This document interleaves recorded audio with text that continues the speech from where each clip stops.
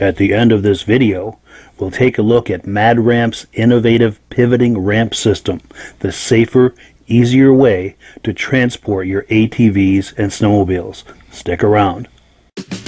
Before we begin, I'd like to give a quick shout out to our friends at the historic Lancaster Motel in Lancaster, New Hampshire. The Lancaster Motel has been serving snowmobilers since the 60s, and they are the perfect eastern trail riding destination for snowmobilers young and old. The Lancaster Motel is right on Corridor Trail 5 in Lancaster, New Hampshire, with plenty of parking for vehicles, sleds, and trailers. Plus, the Lancaster Motel is within walking distance of Crane's Snowmobile Museum, plus restaurants, shopping, entertainment, and more.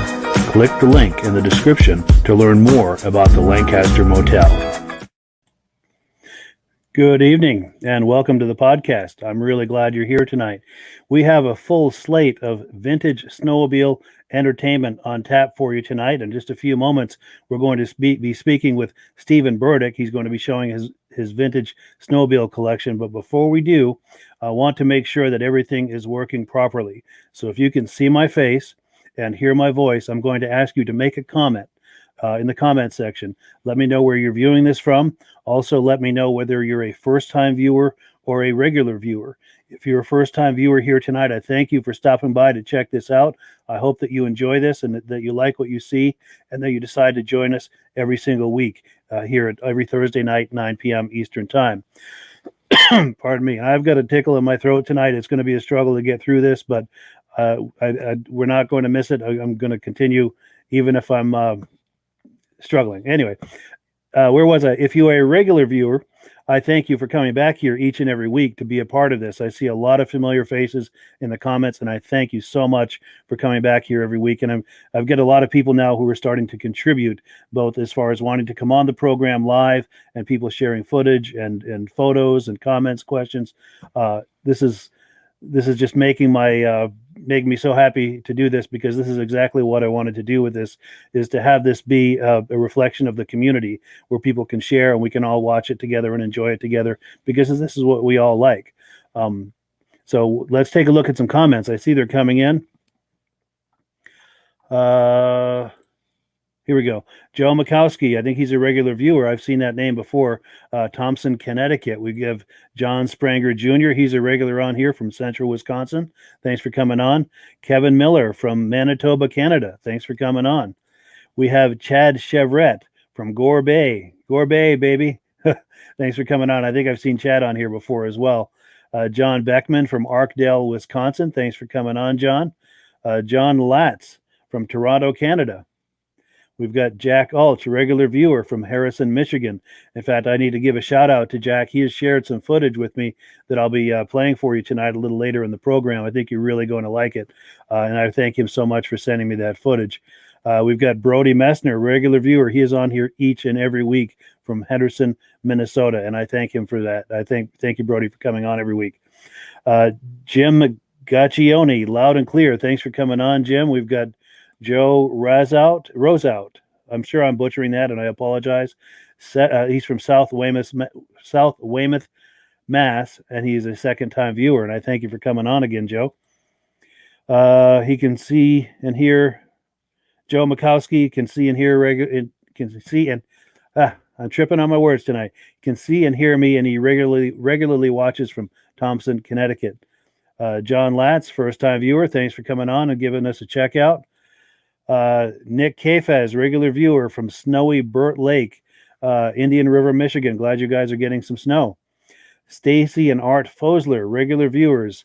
Thank you for coming on. We've got Jeff Soyring from Detroit Lakes, Minnesota. We've got Alden Banks, regular viewer from Bristol, New Brunswick, Canada. Someone here is saying, hi, Mike. We've got Nathaniel Drews from Lombria, Wisconsin. Gerard Swisher, Central Michigan, first-time viewer. Thanks for coming on. Jerry Smith from Greenfield Center, New York. Keith Ackerman from upstate New York. Alden Banks says he enjoys the podcast. Thank you so much. We appreciate that compliment. And back at you, we appreciate your coming on a regular basis. John Wernsdorfer from down south, way down south. Cool deal. Virginia Beach. Cool. Glenn Ford from Vernon Center, New York. Jeff Brame, regular viewer. Thanks for coming on here every week, Jeff. We have Troy Davis from Cape Breton, Nova Scotia. Peter Russell from Mary's Harbor, Labrador. Dan Wilfor. We've got Joe Mikowski. Brian Robillard says he is currently loading sleds onto the trailer. Cool deal. So he's a friend of Brian Robillard, and Brian Robillard is a regular on here as well, not only as a viewer, but as a contributor. He has contributed a lot of videos, and he's been on here live, and he'll be on here live again very soon. We were just about to bring Stephen on. We've got Ray Fegt, first-time viewer from Ayr, Ontario. I hope I didn't butcher your name, Ray, but I thank you for coming on to check this out. Last one here is Jerry Smith, first-time viewer. Thanks for coming on, Jerry. I really appreciate it. Now, let's not keep Stephen waiting any longer. Let's get him onto the stream. And just a click away. Here we go. How you doing, Stephen? Thanks for coming on. Great. How about you? Very well, thank you. Now, I understand that you were originally from New England. Is that correct? I was. I grew up in central New Hampshire and spent all the way through college kind of in New England and then moved out here to the West Coast. Wonderful, wonderful. And it looks like you brought some of that collection with you. Is that right? I did. I've still got a few sleds hiding in New Hampshire and a few other sleds hiding in a storage unit around here. But I've kind of got a new place and got things a little bit organized and kind of got them at my own house here now. So it's a good thing. Awesome. Yeah, we can't wait to see it. Now, I wanted to ask you also, I think you mentioned that your father was a snowmobile dealer at one point. I wonder if you could tell us a little about that. Yeah, my dad started in '69 as a Boland's dealer in Andover, New Hampshire.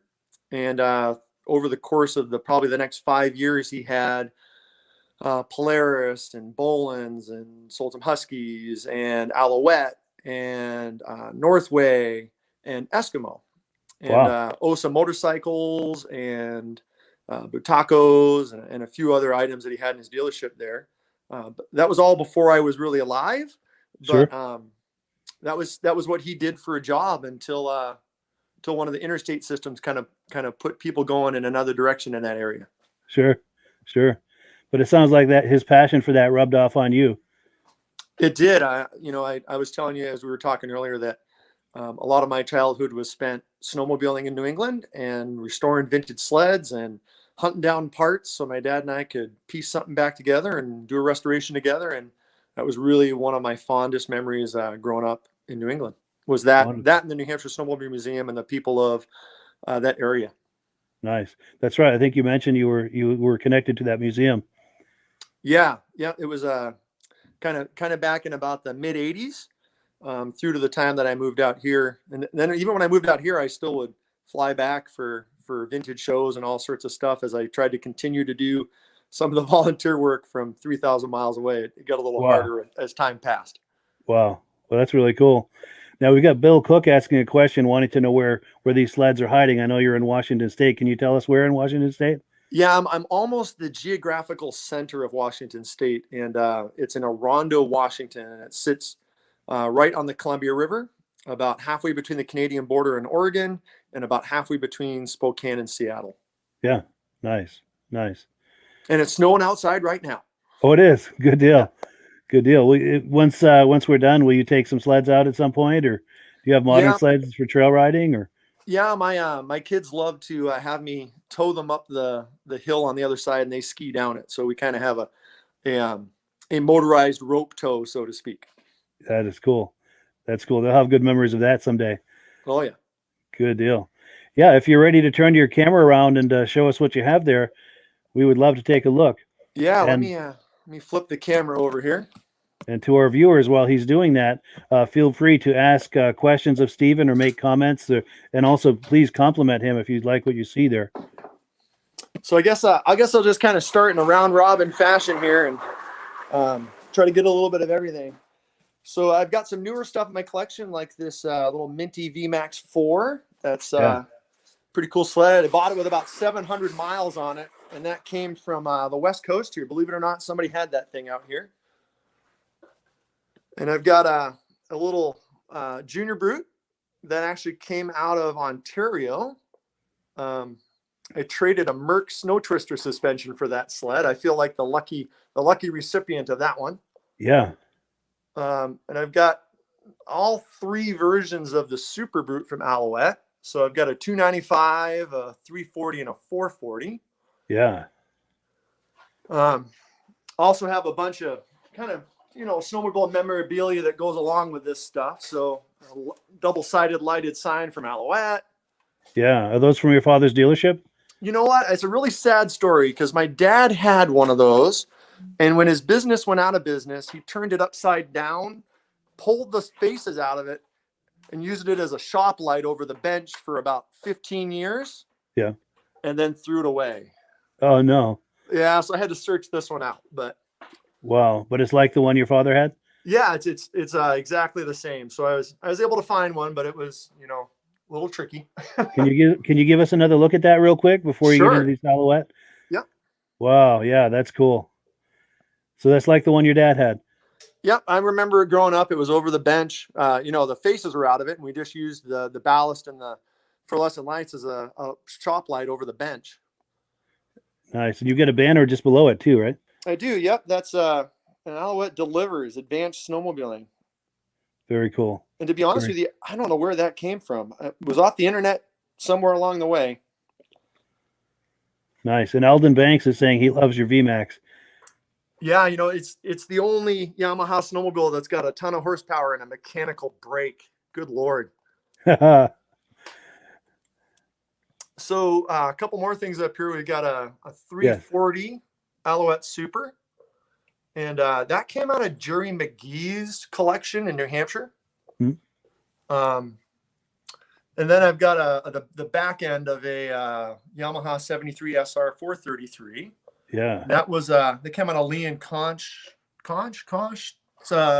collection in Wisconsin. And then I'll kind of move down a level here. My dad and I, this is the first sled we really restored, is a 66 Skidoo Olympic S. Yeah. And it's got the double carb setup on the single cylinder engine. It's kind of cool. Very nice. Yeah, that's a nice shape too. I remember buying that in a laundry basket. Oh, really? If you can believe it or not, it was in a laundry basket. Wow. So all the parts and everything were in a laundry basket. Yeah, it came in pieces, and we just kind of, pieced it together and made it work. Maybe I'll keep going with the Skidoos here. So sure, my dad loved restoring vintage Skidoos. So we've got the 66, a 65 Chalet, a 63 Kohler 4-stroke, and then this 61 tin cab here on the end. Yeah. Wow, that's really nice. All of those are beautiful. You Thanks. got some nice restorations. You know, the 61 has a little story to it. I couldn't afford it when I found it, and it was unrestored. Hmm. And a buddy of mine, Dave Gazaway, bought it in New Hampshire and restored it. And it's a beautiful restoration. I really like it. It had some cool patina because it was all rusted and kind of yellowy rust. Yeah. It was really cool as an original, but it's also cool as a restored sled. Yeah, for sure. So I kind of go down here. I've got a Brute LC44. That's a liquid cooled 3-cylinder. And that one actually came out of Alberta, Canada. And I had it shipped to Vancouver and went there and picked it up and brought it home and nursed it back to life. Yeah.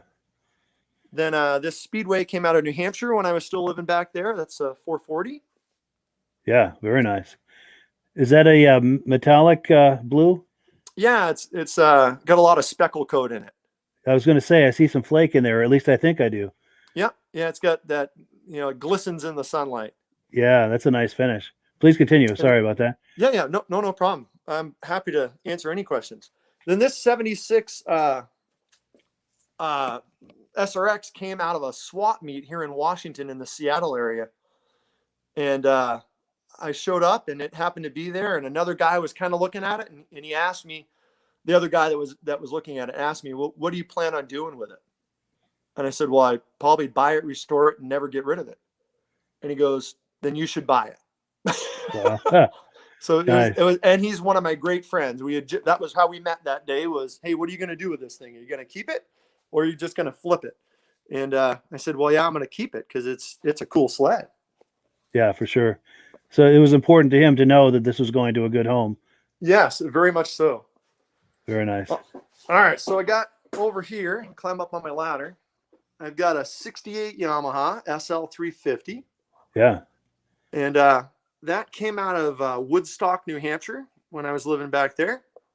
And I don't know exactly how many of those were made, but there's lots of rumors about how many were made and that they were supposed to go back to Yamaha, that they were kind of a prototype and only given to sleds in the snow belt, and lots of stories and rumors, and who knows what's true and what's not. But I've only seen a couple in person, and it's probably one of my favorite sleds in my collection.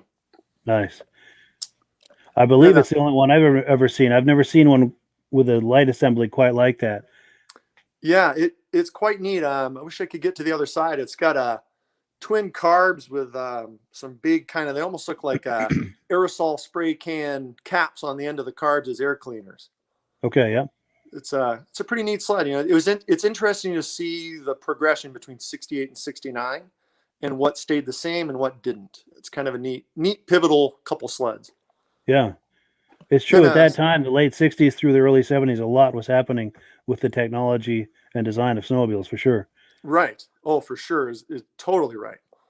Then I've got a 70 SL338 that's kind of minty, and I picked that up in Eastern Massachusetts when I was going to college at UMass.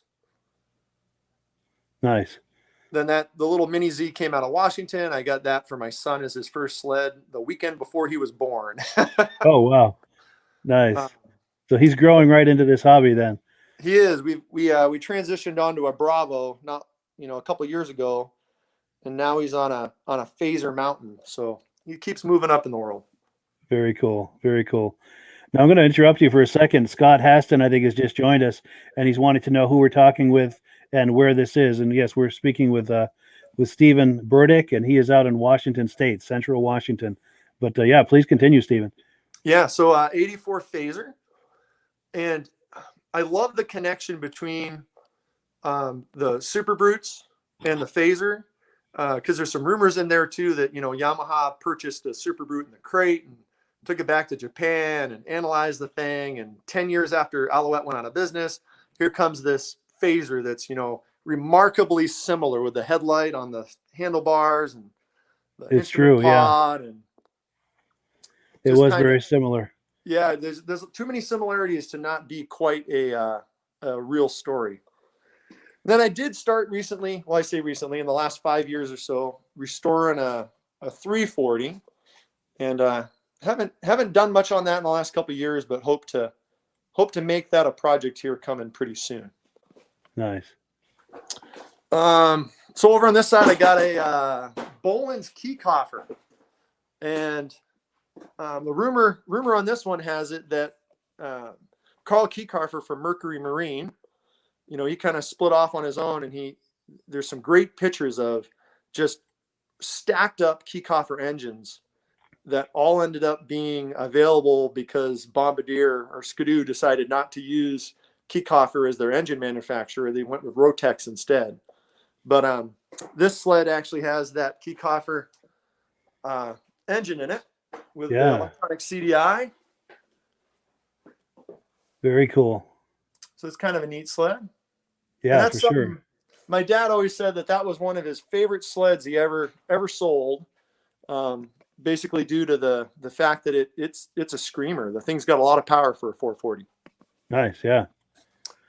Then I've got a 72 Kitty Cat up here, and I don't think this had ever been run. I don't think it had ever had fuel in the tank. And as much as I wanted to keep it that way, it's really hard to have a sled and not put gas in it. So yeah. It has been run, and it has been ridden by my son on a really limited basis. Sure. Now that wheel kit, is that for driveway driving? Yeah, we used to. Oops, I climbed down the ladder. We used to mess around with it a little bit in the yard, and just tried to keep it out of the trees. Yeah. Very cool. Now Scott Haston is asking, how many square feet is this building? Oh. It's actually the garage underneath my house. So it's, it might be 1,000 square. Yeah, it might be 1,000 square feet. Nice. I've tried to maximize my space by having pallet racks and having a little forklift here to be able to pick things up and put them on racks. So very cool. Yeah. That allows you to get maximum use of that space, which you're definitely doing. Yeah. So this is an Alouette Silver Cloud, and it was Alouette's version of a rotary sled. So it's got the 295 rotary in it. Yeah. Very cool. And then let's see here. Got a big Yamaha dealer sign. Nice, yeah. And a horrible story about a broken Yamaha dealer sign. Oops. But I got 2 good panels in it now, but a horrible story. Wow. For another day. Gotcha. No problem. Oh, I like that Yamaha. Yeah, and this is a great runner. I really actually enjoy running this one. It's loud as anything, and it's just it's a hoot to ride. Very cool. Is that a 440 or 340 or what? Yeah, it's a 433. 433, yeah. Yep. And it's funny in comparison wise because the Yamaha's a 73 and the Alouette's a 74. And the Yamaha, when you're flying down the trail on it, it feels pretty like rigid and pretty firm in the chassis. And the Alouette feels like a Budweiser can as it twists and moves and buckles, and it's a totally different world. Wow. Two completely different experiences. I just read a comment about no Polaris. I just don't have my Polarises here. Oh, wow. I don't allow them to fraternize with the other sleds. Keep them separated. Yeah. Absolutely. Well, cool. We'll have to have you on another time for those. Yeah, I'd love to do that. And I'm glad that you can see the comments. I was going to ask you if you can see them because a lot of people are paying compliments to you. I wanted to make sure that you're seeing all of that. Oh, thanks. Well, I caught a couple. Some yes and some no. Gotcha. Okay. But please continue. Well, I just wanted to, like I said, my dad was a dealer, and I was able to find one of these stickers on one snowmobile we recovered from New Hampshire. So I do have a little bit of a project dream that I'm going to someday make up one of these stickers for every one of the sleds that I currently have and put it on the tunnel somewhere. That's a great idea. Just haven't gotten there yet. Very cool. I'm going to interrupt you 1 second. Kevin Olson is asking about that Silver Cloud, wondering if it's a Mark 1 or a Mark 2. Oh, that's a good question. I believe it's a Mach 1. Gotcha. Wonderful. Please continue. Yeah, so I do collect a bunch of memorabilia and stuff, and I just moved in and haven't got nearly any of it out yet. But these are just a couple of the brochures for some of the sleds that were sitting in here today that I pulled. I kind of have brochures for most every sled I've collected. So, trying to find a 68 Yamaha brochure is a tricky feat. Yeah. Yeah, no doubt. And Those hey, are really nice. there's a Polaris for whoever was asking. There we go. Yeah. The Polaris box has been checked. Yeah, Very this cool. one's one of those. That's an oldie. Yeah, big long ones from '63. Wow. Very cool. Yeah. Those are in really nice shape too. Thanks. Yeah, they're like I said, I've kind of collected them and picked them up over the course of time, and just tried to preserve them the best way I can. And I'd always hoped someday I'd have a chance to kind of get them out and display them a bit. Yeah. Some old retro snowshoes. Yeah. Well, what's cool about them is they're skidoo. Oh, really? Yeah. See if I can. The emblem's a little hard to see, but maybe you can see it there. Yes, I can. Yeah. So I'm assuming they're from, I'm thinking maybe the early 70s, but yeah. I'm not 100% sure. Maybe somebody would know more about this and the numbers and stuff that are on them, but I'm not 100% sure. But when you find something like that at a yard sale, you just kind of pick them up. Yeah, for sure. Yeah, you're not going to turn your back on something like that. No, it's hard to. Now, Beach McIntyre is asking if you ride any of these sleds. I do, and I used to do a lot of vintage riding. My parents had a big chunk of property in central New Hampshire, and every single year, everything would get run just to exchange the fuel. And, when I became a dad and I had a family, all of a sudden the possibilities of getting every vintage sled in our collection out and running it every year kind of died. Sure. So I have put avgas in everything and pickled everything. And, a couple things come out a year, but I've kind of tried to, like I said, kind of pickle things so that I don't end up having to work on stuff every time I want to ride something. Yeah. So I don't know how many people have used avgas as their choice of pickling, but if you haven't ever used avgas, you really need to think about it, because I guarantee any sled in this collection would start and run immediately off of what's just sitting here. That's cool. So it doesn't get gummy or anything.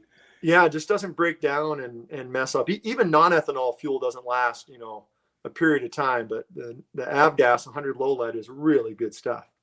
Good to know. That's a good tip. That is a good tip. Now I've got Steve Keander on here. He's saying hello to you. He said he was able to sit on the board with your dad, George, for the New Hampshire Snowmobile Museum, and he pays the compliment that your dad was a great guy, had a ton of history, and it's nice to see you carrying on the legacy. Oh, thanks a ton. That means a lot. My dad meant a lot to me, so it's nice to know that other people felt highly of him too. Wonderful, wonderful. Now, a question for you, a personal question: how do you see the Western snowmobile scene, vintage snowmobile scene, as compared to the Northeast or maybe even the Midwest? Are there any differences at all, good, bad, or otherwise? Well, there's a great group of vintage snowmobile people out here. I would say that we are not nearly as close together geographically as people on the East Coast or people in the Midwest. So, some of the people that I enjoy hanging out with vintage sled-wise live, 6 hours from me, but are still in the same state. Wow. So the physical distances become a challenge on occasion. Yeah. But a great group of people, and there's really an emphasis on vintage rides and doing that sort of stuff right now, which is pretty fun. Yeah. They've had to cancel most of their stuff this year due to the COVID stuff, but it's fun to get together and hang out and ride old sleds and Yeah. mess around and make new friends, So is this an active club that does vintage things, put on vintage shows and rides and so forth? Yeah, it is. It's the Pacific Northwest Vintage Snowmobile Club. Yeah. And they're pretty active. We have a couple, large snow show sort of stuff, like the Puyallup Snow Show, which is the Washington State Snowmobile Association. They put on a big, new sled show every year, and they always give us space to display snowmobiles. And there's one in Spokane as well. It's just, it's kind of neat. There's a little bit of an affinity and a love for allowing people to display and show old stuff. That's cool. And you're right, like you said, it's a great way to find these other people that are interested in the same hobby and strike up relationships with them and stay in touch with them. Right. Yeah, for sure. Because it's one thing to enjoy this hobby on your own, but when you have friends, like-minded friends, it really makes it so much more fun and interesting because very often they have sleds too, and it's fun to see what they have, and they like to see what you have, and it's just a really good time. No, I totally agree. And I've been lucky. When I moved to Washington, I ended up finding a couple really good snowmobile buddies that are just within 30 minutes of me. Perfect. And one of those buddies helped me house most of this collection until I found a garage that would house it for myself. So he's, a great friend. Wonderful. Wonderful. Well, that's cool. That's cool. Well, we're running out of time for this segment, but did you have any final thoughts or anything else you'd like us to see before we wind it down? Well, I've been just kind of walking around here showing different angles and different things, but if anybody had questions or wanted to know any more about something, or if I thought I knew where some parts were or something to help with the restoration, I'm always happy to kind of help out with that stuff. Wonderful. Yeah, I appreciate that. So if anyone does have questions along that line, please leave them in the comments here, and Steve will be checking the comments a little later after the program, and he'll be happy to answer any questions that you might have.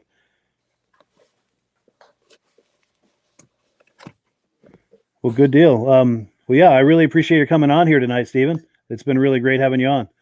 Yeah, thanks for, I told you this before we started, but thanks for kind of being a pioneer in this podcast of vintage snowmobile stuff, and, making it more than just internet surfing for pictures and that other stuff. There's a coolness to watching the podcast, and there's a coolness to looking forward to something on Thursday night every week. Nice. And, I know that, there's a ton of time and hours and energy that you put into lining something up every week. Yes. So that's not just a hit or miss. That's not just a fly by night event. So thanks for dedicating a lot of your time and energy to make that happen. I really appreciate the comment. It's great to hear that. And yes, you're right. There's a lot of work that goes into this. And when I see a lot of people interested in it, on here every week, and people like yourself coming on and paying compliments, and I see the comment section just fills right up, that just makes this so satisfying to do. And yeah, so thank you. I appreciate the compliment, but I pay it back to everyone else too for making this possible, because it takes everyone that's involved with this to keep this going. Because I couldn't do this if it was crickets. Well, it wouldn't be rewarding if it were crickets, right? True. Exactly. Yeah. Exactly. Hey, can I give one shameless plug to the New Hampshire Snowmobile Museum that's going to try a virtual vintage rally this coming weekend? Please do. And while you do, I'm going to pull up a graphic I have for them, because they are good friends of mine as well. But yeah, I'll pull up that graphic, and if you want to talk it up under the graphic. Yeah. Well, man, I haven't been in that room of the museum for a little while, and I can see a sled way back in the corner that we donated, my dad and I. That's pretty nice. That's pretty heartfelt image. You found the right one for me tonight. Oh, good. Yeah, so they're going to try a vintage virtual rally this weekend, and it's starts at 8:00 Eastern time on Facebook. And I don't know all the rules, but I think the rules are about like this. You submit one picture for the sled you're wanting to display, and you have to be in the picture. And you can post as many sleds as you want, different sleds, one picture per sled, and you have to be in the picture. And they've got prizes and door prizes, and they've gone to a lot of trouble to try to figure out how to do something interesting and cool in this world of social distanced stuff. So that's an innovative idea. Yeah. Yeah. And that's a great group of people. They really are.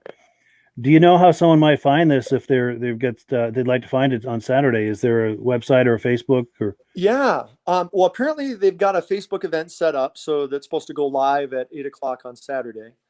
You could also check out their museum webpage at www.nhsnowmobilemuseum.com. Yes, in fact, I've got that on the screen at the bottom of this graphic. You can see their web address. I may even have their web address in the comments of this, but I'm not sure. Yeah, and or you can search on Facebook to get that link as well. I think they have a Facebook page as well, or I know they have a Facebook page as They well. do, yeah. Good deal. Good deal. Well, great. Well, yeah, I really appreciate your coming on, Stephen. It's been Thank really you very good much. meeting you and great having you on. Thank you. All right, we'll have you on another time. Appreciate it. Okay, sounds good. All right, take care. Bye-bye. You too. Well, that was a lot of fun, and I thank Stephen for coming on. That was a great look at his collection there. So let's take a look here at the menu for tonight. We have a few announcements. Number one, I got an email this week from Joseph Newman. Now, he was asking about an 86 Indy trail sled that he has. He needs a chain drive bearing and seal kit and a bottom bearing. It looks like it's missing a seal, and he's wondering if anybody has information or a printout on parts or anything that could help him with that. Now, if you've got something that could help him, if you're looking at his message here, if you've got something that can help him, either information or contact, please leave information for him in the comments section. I let him know we're going to be talking about this tonight, and he's going to be looking in the comment section for that. Now, a couple of other quick things. We've got some sleds for sale. This is a sled that's for sale. This is a vintage Panther for sale by Crane's Snowmobile Museum in Lancaster, New Hampshire. If you're curious about this sled, give a call and ask for Paul Crane. The number's on the screen, 603-443-7272. Now, Paul also has for sale an early Polaris. This was formerly on display in the Crane Snowmobile Museum, Lancaster, New Hampshire. If you're curious about purchasing this sled, give Paul a call, 603-443-7272. Now, I also want to give a shout out to our friends at the Lancaster Motel, because right now they're having a 2-for-1 special if you'd like to go out there and do some trail riding. If you'd like to go out, if you can go in the middle of the week as opposed to a weekend, you can get 2 nights for the price of 1, and you can ride those historic trails. If you have not heard about this, Lancaster, New Hampshire is the first town. What am I trying to say? The first snowmobile club in America was formed in Lancaster, New Hampshire, and a lot of those early trails that they developed as part of that club still exist today. They're called the Legacy Trails, and you can still ride those historic trails. This club was formed back in 1964. So if you're interested in snowmobile history, it's a great way to ride some of the earliest trails in America and be a part of that first snowmobile club in America. Also, walking distance from the Lancaster Motel is Crane's Snowmobile Museum, and I have a graphic for them here somewhere as well, right here. Now, if you're booking something at the Lancaster Motel, you'll also want to call ahead once you've booked your room to Crane's Snowmobile Museum to book a time to visit the museum, because it is by appointment only. But it's a great way if you want to combine some trail riding with some incredible snowmobiling history. You're not going to get a better experience than spending time at the Lancaster Motel. Here's the information for them. Their phone number is on the screen there. There are 2 requirements if you want to take advantage of this 2-for-1 offer that they're doing. Number 1, you have to have a membership card for any snowmobile club. And if you don't happen to have a membership card for a snowmobile club, you can also join the Lancaster Snowdrifters. And the nice thing about that, you'll have a card from them that you can put in a frame and keep on your wall, and you can point at it and tell people, I'm a member of the first snowmobile club in America. So not only is it a cool club to join, it's an incredible keepsake. The other thing you need to do to take advantage of this 2-for-1 special is mention that you heard about this offer from the nice folks, that's me, of course, at Vintage Snowmobile Lovers, because these are good friends of mine at the Lancaster Motel and Crane Snowmobile Museum. So when you call both of them, tell them that your friend Mike from Vintage Snowmobile Lovers sent you, and that's how you take advantage of all of this. So let's continue with the program. We've got some more videos to show you. Next up, we have Midge Rosebrook from the Eastern Snowmobile Racing Hall of Fame. He is the founder and organizer of that, and he has an announcement to make. I met with him recently at the Lancaster Motel in the lobby, where he made this announcement. This announcement is the inductees. Pardon me. My throat is not good tonight. He's going to tell us about the 2021 inductees for the Eastern Snowmobile Racing Hall of Fame. Let's take a look. Hi, folks.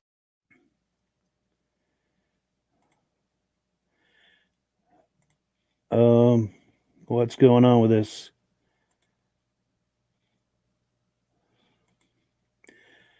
I apologize, folks. I'm having a technical issue bringing This is Here we go. Mitch Rosebrook here announcing new inductees for 2021. We're going to have our induction at Crane Snowmobile Museum, September 11th, Saturday, at 1:30. It's a ways off yet, but I thought I would give you 5 candidates for this year. The first one, going in alphabetical order, is Bill Abold. He was the head of Team Abold out in New York. Herb Yancey and Ron Hall were team members, and also Chip Elwood was a team member on that famous team. They probably, without a doubt, were the best snowmobile racing team, Arctic Cat team, in the history of the sport. They won just about everything. They took 6 or 7 World Series events. Herb Yancey was very, very big in that team. He won just about every huge, big event that there was to win back then. But the captain of the whole thing, and the guy that built the chassis for the team, is Bill Abold. And he's being inducted this year in 2021. The next inductee is our second lady racer. Her name is Diane Baker from New York. And I know you can't see the small print on her resume here, but she's got an extensive record spanning 20 years. And I can't tell you everything that she won. It would take too long. But she was number 1 in many, many years, top in points in her class. And we're very, very lucky to be able to induct Diane Baker this year. A third inductee is a person who has passed away, and his name is Robert Bottoms. Bob Bottoms was the president of Timberland Machines, and it was he, along with his first employee, Paul Crane, who were invited to Valcourt back in 1958 to try out this little machine that J. Arm Bombardier had invented for trappers and large logging operations, and he called it a ski dog. And he wanted Bob to look at it to see if it was something that he thought he could sell. At that time, Timberland Machines was selling their logging equipment, Bombardier logging equipment, like the J5 and the Muskeg and along that line. So he did go up, he and Paul, and Paul is credited as being the first person to ride a Bombardier Skidoo, first American.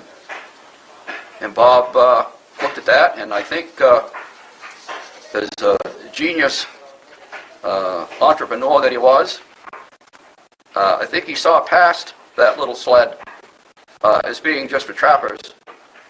And I think Bob Bottoms saw that as an enormous recreational wintertime boom. Yeah. So he did purchase that one little sled that they brought down on December 4th, 1959, which Paul uncrated and rode.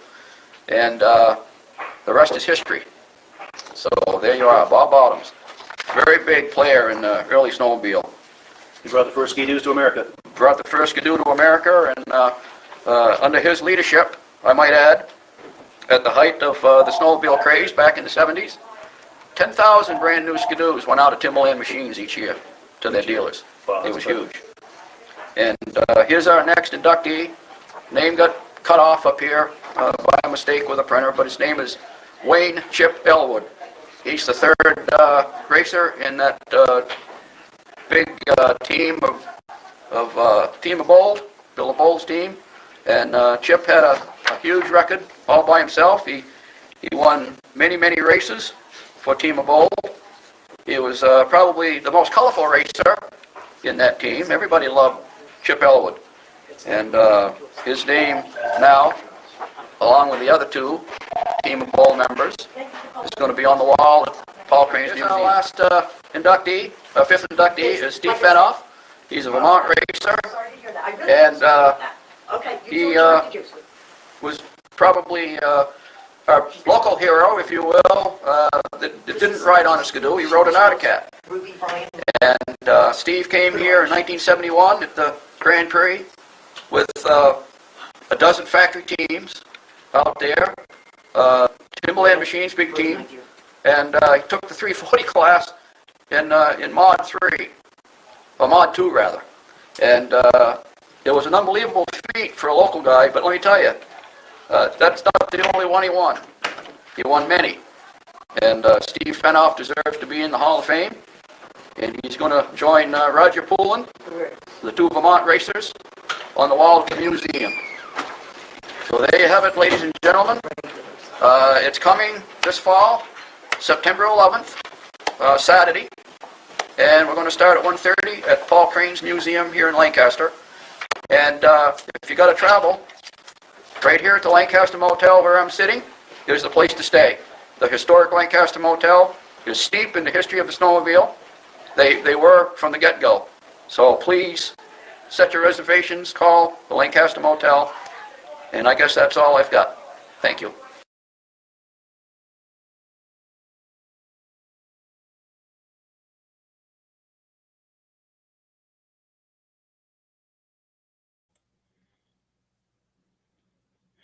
Okay, we're back, and I think I cut that off a little early, and I apologize, but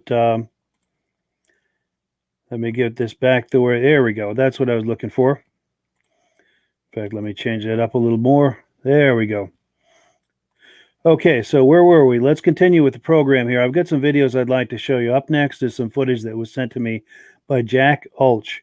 This is footage from the Fast Eddie Vintage Snowmobile show at Houghton Lake, Michigan over the weekend. He sent me some great footage. Now, I do have to make a comment about this, and this is by no means Jack's fault because we didn't talk about this beforehand. He just sent me the footage.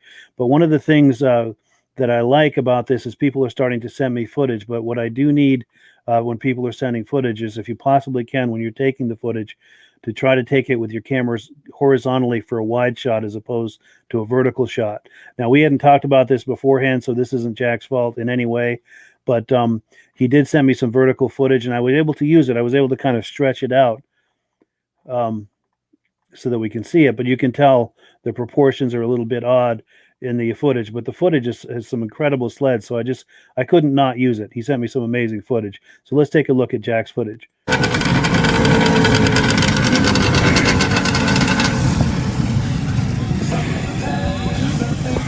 What's going on, Wade?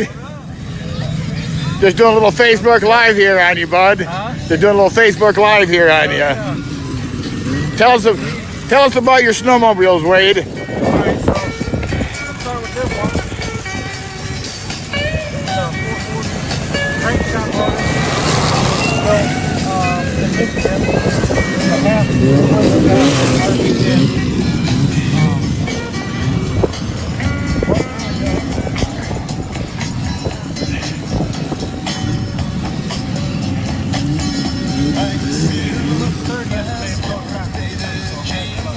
Third yesterday in Pro Stock 440. That's awesome.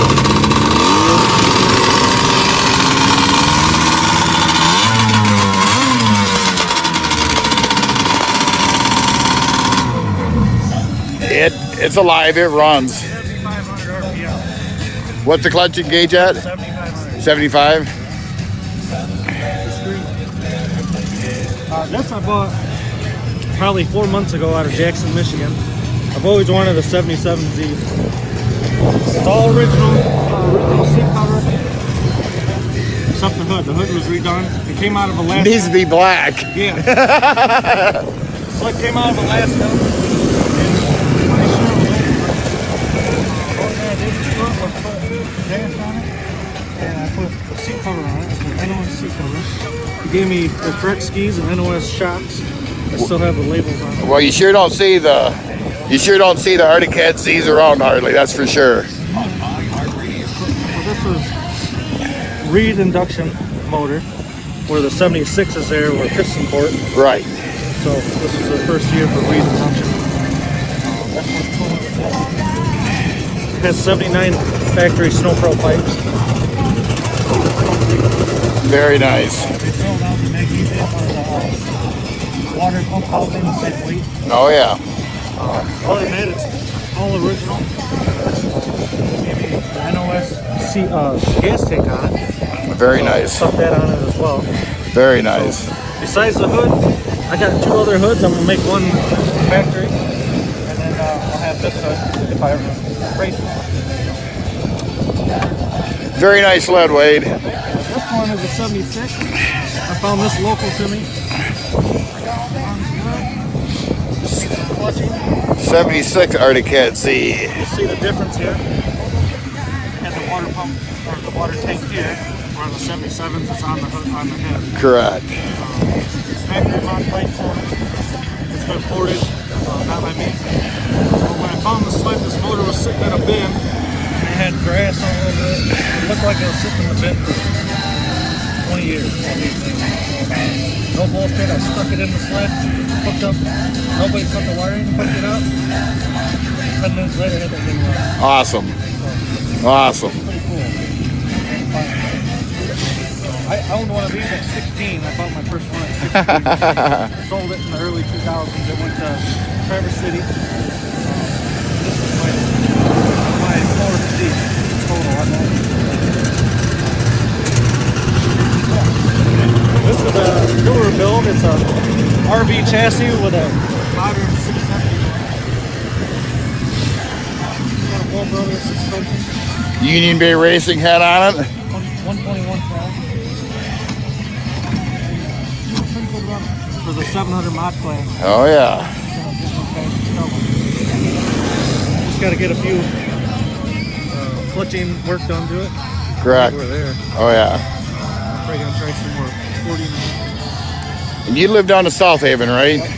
South Haven, Michigan, all the way up here to Houghton Lake, the Fast Eddie's show. Yep. Wade raced yesterday, did real good.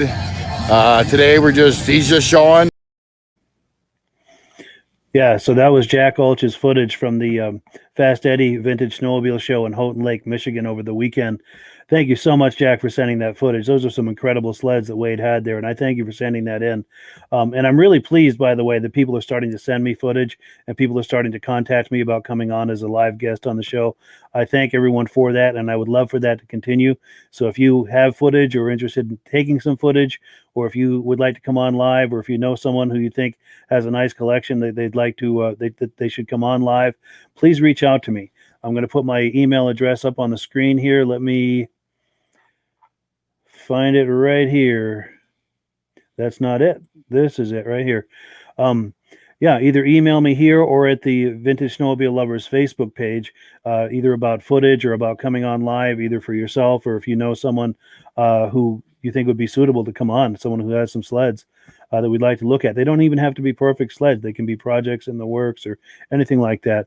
My goal here is just to be a way to put this hobby in front of everyone. So we're not doing this all on our own, especially during these times of a pandemic. It's a way to have kind of a virtual show and a virtual experience where all of us who enjoy this hobby can do some show and tell together. So I really like the prospect of that. Now, where was I? I have some other footage that I have. This is a footage that was sent by Brian Robillard. Now, Brian has been sending me a lot of footage. He's been on here live, and he's got some other sleds that we're going to come on in the near future. He's going to show us live these other sleds too. But let's take a look now at some footage that he sent to me. These are his Ski-Doo citations.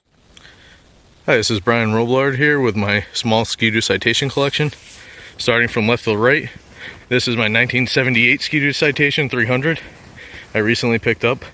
Currently does not run, but it does have spark and everything. I hope to get it running in the near future and get the seat recovered. It's all original.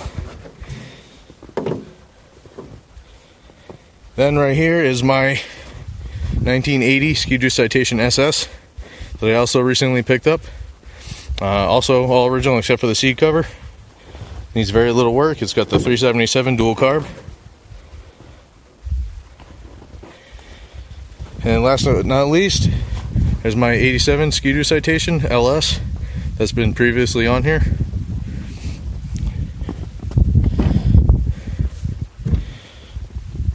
Both the SS and the LS run.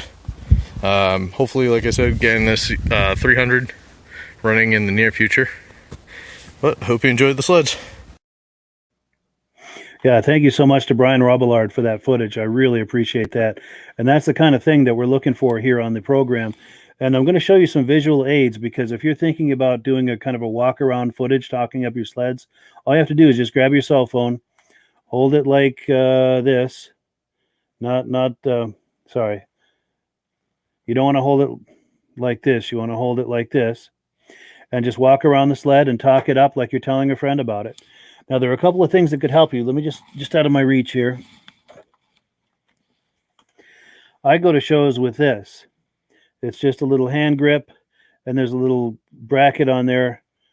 Let me, okay, this makes it a little easier to do my show and tell here. I just hook my camera in here, and I walk around with it, and it makes it's more comfortable to hold, and the camera is more stable doing it that way. And also the other thing too is I'm not a tall person, so it's easy for me to stay low with the camera. When you're walking around the sled, it always looks better the lower that you can keep it. One of the best ways to keep the camera low is a selfie stick, because you can put it kind of down low and tilt the camera up. Another item is one of these. This is like a cheap little miniature tripod with the same kind of clamp in there for a cell phone. They make cheap versions of this and expensive versions of this. This is one of the cheapest ones you can get, and I basically got what I paid for. It's really cheap. If you crank on this thing very much, you're going to pop it and break it off, but it works good. I've got a few of them. I think they were $7 or $8 a piece on eBay, and I just consider them disposable. So I go back and forth on these. This one I use when I'm walking around because it's just a handle. It's hard to keep that in front of the camera for some reason. But this one, if I'm somewhere when I want to set it down, like on a table or something, I can flip these little feet out like this, and it makes like a nice little stable platform to hold the cell phone on a table or a flat surface, a table or a counter or anything like that. Let me just set these down. So that is the request I'm making of you guys. If you guys want to do a walk around talking up your sled, I would love to feature that here on the podcast. Also, if you're going to shows, vintage snowmobile shows, and want to take some footage, you can either talk up what the camera is looking at or not. It's either way is good. I understand not everyone is comfortable talking things up, and that's cool. That's totally cool. I can just put some music under it or something on my end in editing, and I can edit out things or edit things in, whatever needs to happen. The biggest thing though is please be sure to hold the camera horizontal like this for a wide shot, not vertical. You can see I dropped this and cracked it. But so let's take a look at some more footage. My good friend Dan Stites out in upstate New York he has a restoration shop, and he does some incredible restorations. Let's take a look. Hi, my name's Dan Stites, the owner of Seymour Sled Shop. Here's my 1978 Supersonic moto skis. I just got them restored. Now let's do a little walk around here.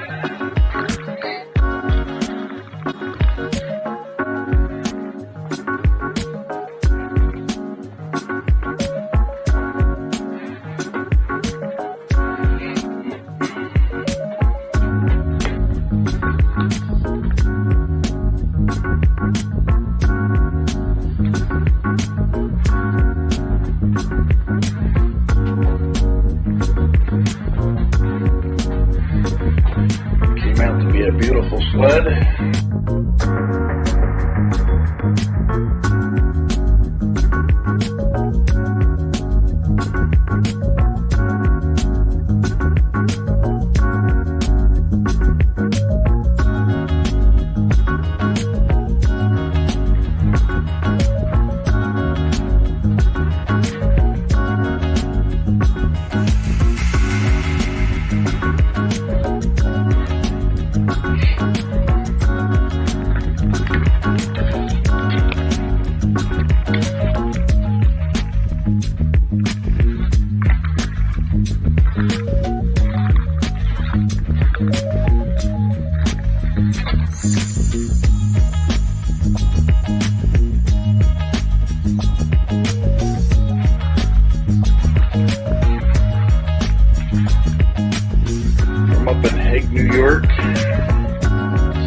Sled Shop.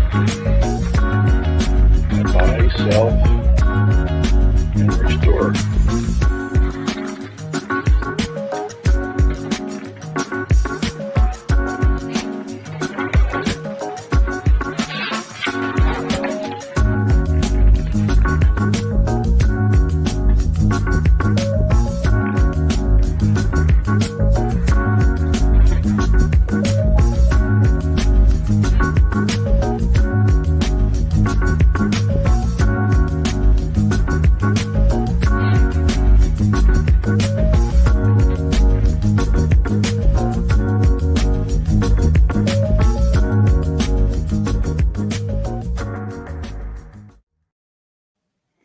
So there you have it. That was Dan Stites, Motoski Supersonic that he restored. Now that footage he sent to me about 4 years ago, so that sled could very well be long gone.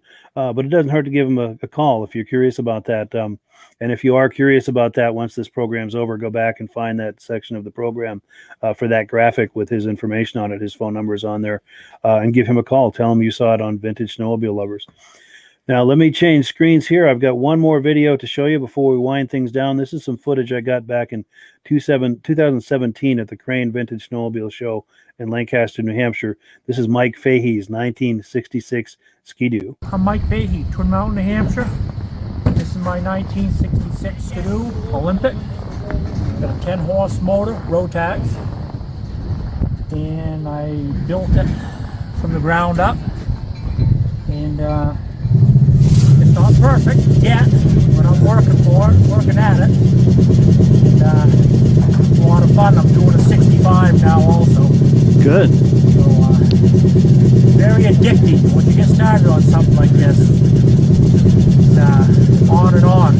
Oh, bet. Now, do you specialize just in Ski-Doo or other brands too? Just Ski-Doo. Just Ski-Doo, cool. Yeah. I bet it is, yeah. Well, good. Well, I appreciate it. Okay. Yeah, that was very cool. Nice meeting him. This is, God, I can't believe it was 4 years ago, but it's amazing how time flies. Well, we are about out of time tonight. I appreciate your coming on, and I am losing my voice, so the timing is perfect for us to wind it down. But thank you so much for viewing tonight. Look for us next week, same bat time, same bat channel, 9 p.m. Eastern time, right here on Vintage Snowmobile Lovers. And before we go, let's take a quick look at the Mad Ramps product.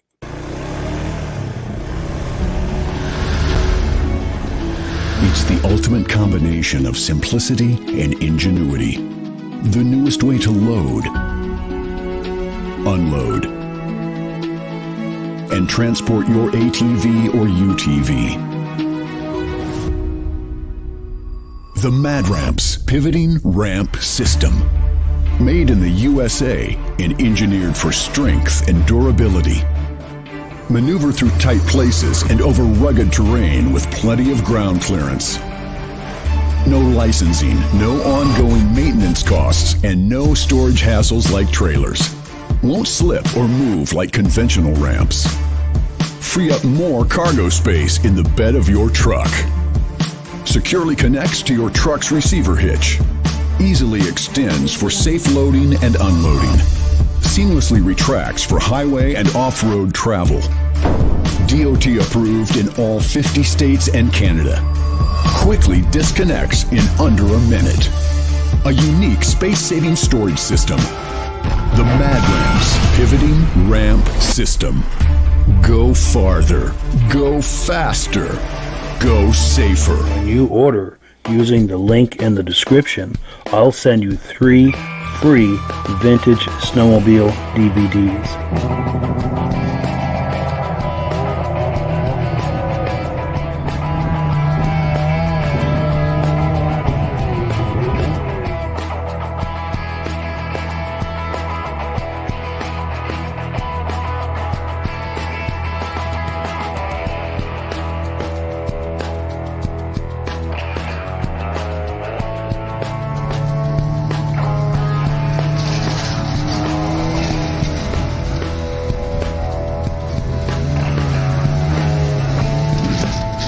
When you order using the link in the description, I'll send you 3 free Vintage Snowmobile DVDs.